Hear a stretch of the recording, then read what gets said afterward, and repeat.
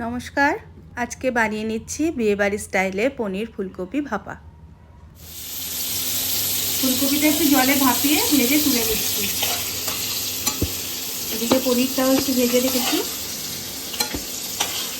এবার এই তেলেই একটু জিরে ফোড়ন দিয়ে দিচ্ছি, তেজপাতা আর শুকনো লঙ্কা। এবার আলুটা ছেড়ে দেবো।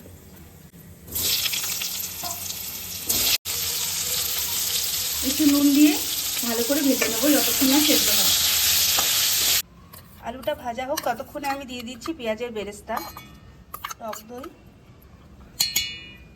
টমেটো, জিরে গুঁড়ো, লঙ্কা গুঁড়ো, অল্প একটু কাজু কিশমিশ, পোস্ত বাটা একেবারেই দিয়ে দিলাম, আমার বাটাই থাকে, পরিমাণ মতো নুন আর চিনি।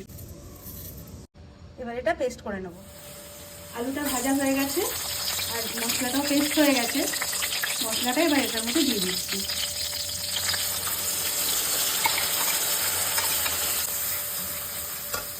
এর সঙ্গে একে একে অ্যাড করছি মটরশুঁটি, কাঁচা লঙ্কা, ভেজে রাখা ফুলকপি, পনির আর ক্যাপসিকাম। এবার দিয়ে দিচ্ছি একটু আদার রস। একটু নাড়াচাড়া করেই, একদমই কষাবো না, একটু নাড়াচাড়া করে এই মিক্সির বাটিটা ধোয়া জলটাও অ্যাড করে দিচ্ছি।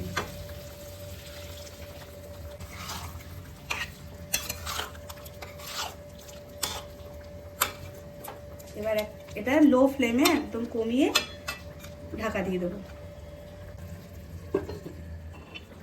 10 মিনিট পর ঢাকা খুলে দিয়ে দিচ্ছি গরম মশলা আর ধনেপাতা। রেডি আমার বিয়েবাড়ি স্টাইলের পনির ফুলকপি ভাপা। গরম গরম ভাত বা রুটির সাথে এটা দুর্দান্ত লাগে।